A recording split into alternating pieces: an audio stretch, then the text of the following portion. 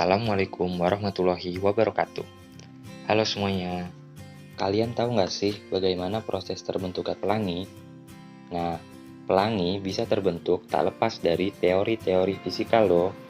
Jadi, dalam konsep fisika, pembentukan pelangi dimulai dari refraksi atau pembiasan, yang merupakan perubahan arah rambat cahaya.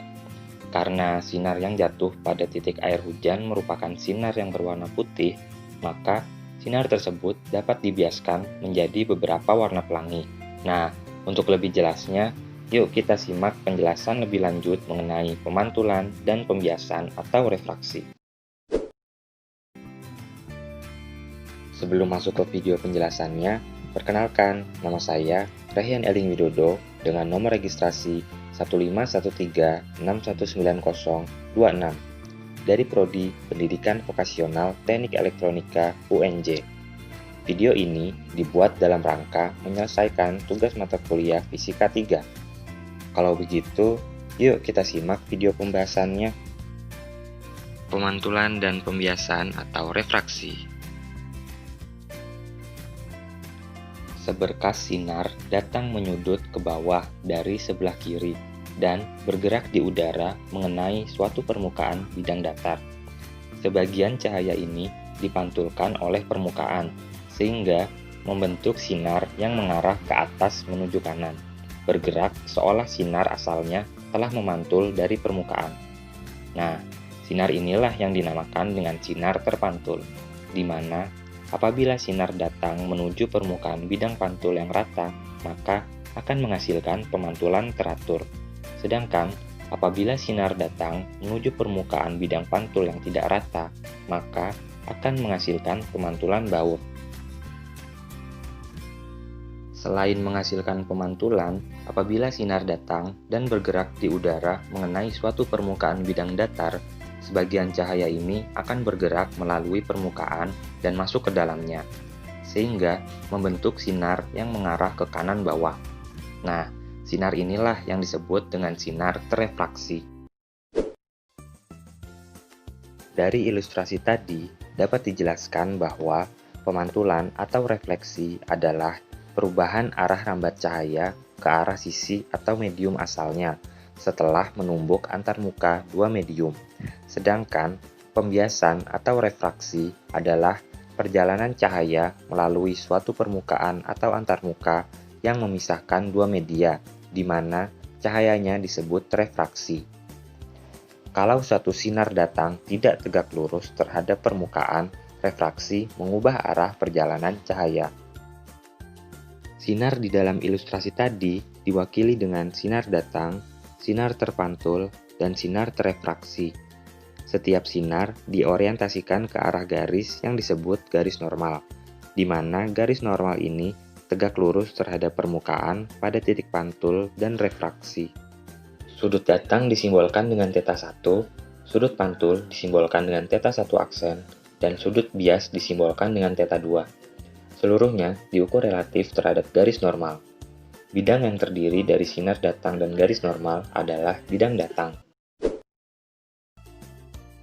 Refleksi dan refraksi diatur oleh dua hukum. Yang pertama, hukum refleksi atau pemantulan. Suatu sinar yang terpantul terletak di dalam bidang datang dan memiliki sudut pantul sama dengan sudut datang. Dengan rumus θ1 aksen sama dengan θ1, pemantulan. Yang kedua, hukum refraksi atau pembiasan. Seberkas sinar yang terefraksi terletak di dalam bidang datang dan memiliki sudut bias yang berhubungan dengan sudut datang. Dengan rumus N2 kali sin θ2 sama dengan N1 kali sin θ1, refraksi. Di mana N1 dan N2 adalah indeks bias. Ini dihubungkan dengan medium yang termasuk ke dalam refraksi. Nilai relatif dari sudut bias tergantung dari nilai relatif N1 dan N2. Kita dapat memperoleh tiga hasil dasar nilai sudut bias dengan menggunakan ilustrasi pembiasan cahaya yang bergerak dari suatu medium dengan indeks bias N1 ke dalam suatu medium dengan indeks bias N2. Yang pertama, jika N2 sama dengan N1, maka sudut bias atau θ2 sama dengan sudut datang atau θ1. dan refraksi tidak membelokkan sinar. Dengan kata lain, sinar tidak berbelok saat N2 sama dengan N1. Cahaya yang terefraksi kemudian bergerak dengan arah yang tidak terbelokkan, yang mana sama dengan arah sinar datang. Yang kedua, jika N2 lebih besar dari N1, maka sudut bias atau θ2 lebih kecil dari sudut datang atau θ1, dan refraksi membelokkan sinar menjauhi arah sinar yang tak terbelokkan dan menuju ke garis normal. Dengan kata lain, sinar berbelok mendekati garis normal saat N2 lebih besar dari N1. Yang ketiga, jika N2 lebih kecil dari N1, maka sudut bias atau θ2 lebih besar dari sudut datang atau θ1, dan refraksi membelokkan sinar menjauhi arah sinar yang tak terbelokkan dan menjauhi garis normal. Dengan kata lain, sinar berbelok menjauhi garis normal saat N2 lebih kecil dari N1. Dispersi kromatik. Indeks bias N cahaya di medium selain ruang hampa tergantung dari panjang gelombang cahaya, yang mana mengimplikasikan bahwa ketika seberkas sinar terdiri dari serangkaian panjang gelombang yang berbeda, maka sinar itu akan direfraksikan pada sudut-sudut berbeda oleh permukaan, sehingga cahaya akan disebarkan oleh refraksi ini. Peristiwa ini disebut dengan dispersi kromatik, di mana kromatik merujuk pada penyebaran cahaya berdasarkan panjang gelombang atau warnanya. Nah, salah satu contoh dari dispersi kromatik ialah terbentuknya pelangi.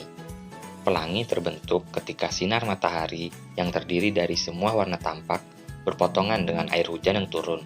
Sebagian cahaya berefraksi pada tetesan air hujan tersebut, kemudian memantul dari permukaan dalam tetesan air, lalu berefraksi keluar dari tetesan tersebut.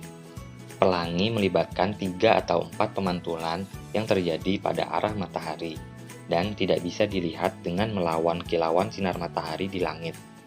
Pelangi yang melibatkan lebih banyak pemantulan di dalam tetesan air dapat terjadi di bagian-bagian lain langit, tapi selalu sangat buram untuk bisa dilihat. Sekian video pembahasan mengenai pemantulan dan pembiasan dari saya. Semoga dapat membantu pemahaman kalian mengenai materi ini dan bisa bermanfaat untuk kedepannya. Mohon maaf apabila ada kata yang kurang berkenan dalam memberikan penjelasan materi. Terima kasih atas perhatiannya. Saya Rehyan Eling Widodo. Wassalamualaikum warahmatullahi wabarakatuh.